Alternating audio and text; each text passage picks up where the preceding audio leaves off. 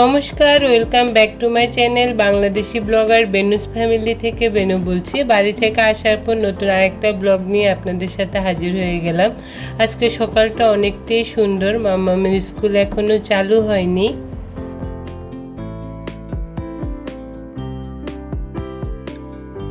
ঘুম থেকে উঠে নাস্তা শেষ করে সবগুলো রুমের বেড কভার চেঞ্জ করেছি আর আপনাদের সাথে এই রুমেরটা শেয়ার করছি।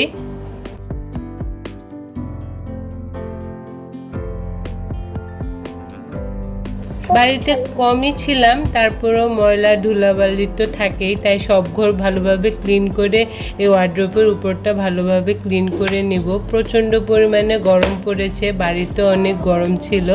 আর এখানে আমি সুন্দর করে ওয়ার্ড্রোবের উপরটা ক্লিন করে নিয়েছি। আর এরকমভাবে আমি সব ঘরগুলো খুব সুন্দর করে পরিষ্কার পরিচ্ছন্ন করে রেখেছি।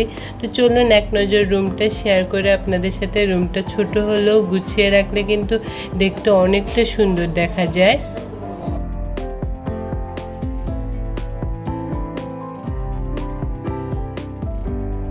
এখন আমি টিভির রুমটা ভালোভাবে পরিষ্কার করে নিব। এখানে সোফা টোপাগুলো খুব অগোছালো হয়ে আছে, তো সুন্দর করে পরিষ্কার পরিচ্ছন্ন করে আগে একটু ক্লিন করে নিচ্ছি।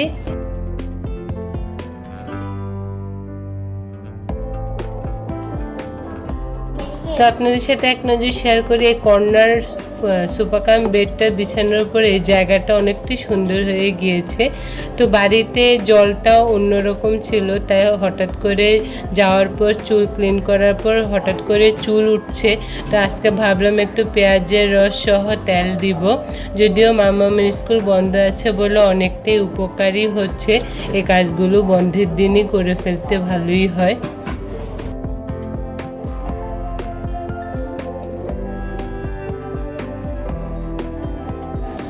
তো তুলা দিয়ে আমি একটু একটু করে যতটুক পারি দিয়ে নিই, যদিও একার হাতে সবটা দিতে ভালো লাগে না।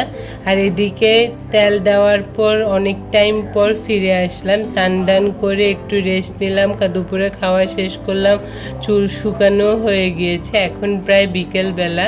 তো রিবন্ডিংটা অনেকটাই চলে গিয়েছে বলে চুলটা একটু ফুলা ফুলা, কিন্তু পেঁয়াজের রস দেওয়ার পর আমার চুল অনেকটা গজিয়েছে। এটা হচ্ছে সবচেয়ে বড় একটা কি বলতাম সুখবর। আর আমার যে পরিমাণে চুল উঠতো, কিন্তু পেঁয়াজের রসে আমার চুল গজিয়েছে। আপনাদের যাদের চুল পড়ে অবশ্যই পেঁয়াজের রস দেবেন, দেখবেন অনেকটা উপকার হবেন। আজ এ পর্যন্ত, টাটা, বাই বাই।